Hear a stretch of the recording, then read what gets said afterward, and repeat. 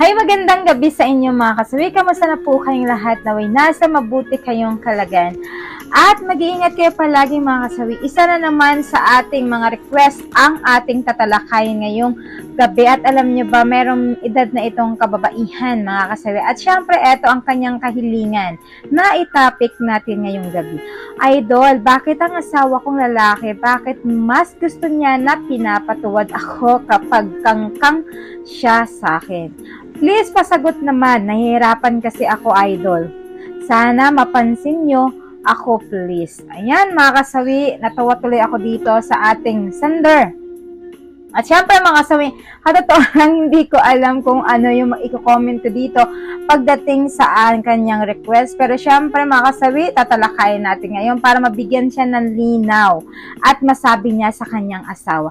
Para sa akin, mga kasawi, kung sa ganitong sitwasyon na mas gustong-gusto ng asawa mo na pinapatuwad ka tuwing kayo ay magla-lovemaking, mas maganda na sabihin mo sa iyong asawa na kailangan na nahihirapan ka na para at least aware din yung asawa mo sa ganitong sitwasyon. The more kasi na pinagbibigyan mo yung asawa mo na kayo ay mag-lovemaking na pinapatuwad ka, ay alam mo ba, feeling niya is gusto mo rin yung ginagawa niya sa'yo, mga kasawi. Kaya kailangan sabihin mo sa kanya ng diretso na, for example, mga kasawi, babes, nahihirapan ako kapag tuwing ako ay pinapatuwad mo. Kasi nga, syempre, may edad ka na. So, kung sa sitwasyon mo na ganito, mga kasawi, is mahihirapan ka talaga, baka mamaya is magkasakit ka pa kapag ka ganito. Kailangan kasi sasabihin natin sa ating mga asawa ang ating saloobin.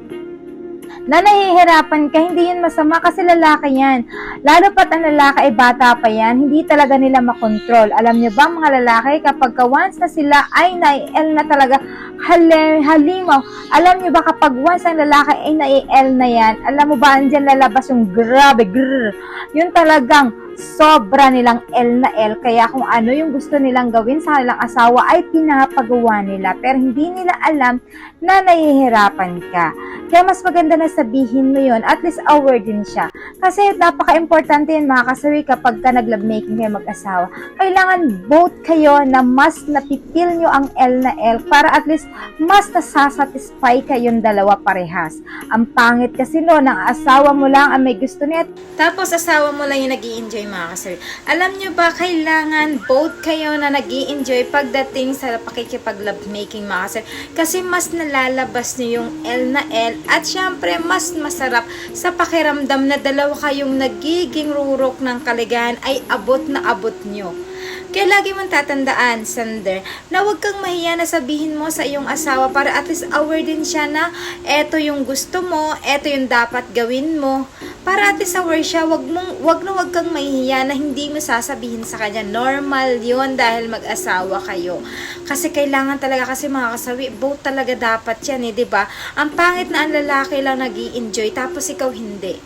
Kailangan equal kayo parehas. Kapag once na kayo ay nakikipagtalik sa inyong asawa, kailangan andun yung parehas kayo eh. Level nyo ng L na L kayo eh. Para at least mas satisfied kayo parehas. At syempre aware din siya na eto lang yung posisyon na kaya mo. Para siya naman, kapag once na L na siya, mas nauna siya sa'yo, ibig sabihin yun yung komportable na gagawin nyo. Yung posisyon na kaya nyong gawin, na kaya mo. Talaga na mas nag-i-enjoy ka kapag yun ang gagawin mo, mga kasawi. Para at least aware ka at aware din siya sa sitwasyon mo, mga kasawi. Sa ating mga commenter, mga kasawi, pwede kayong mag-comment para at least baka may mas opinion kayo na mas maganda, na mas marami kayong karanasan pagdating dito para at least bigyan ng linaw ang ating sender na nag-send nito, mga kasawi. At syempre, sender, naway nabigyan kita ng kaliwanagan pagdating dito. Wag kang mahihiya na sasabihin mo sa asawa mo. Hindi naman palagi na ang lahat ng oras ay susundin mo kung ano ang kagustuhan ng asawa mo pagdating dito sa level na posisyon, mga kasawi. Hindi dapat. Kailangan equal kayo. Kung ano ano ang gusto niya at kung ano ang gusto mo, yun dapat yung masusunod. Kailangan parehas kayo na nag-i-enjoy sa ganitong sitwasyon mga kasawi. Kailangan equal yun para naman mas masarap sa pakiramdam kapag parehas kayo na satisfy dalawa pagdating dito.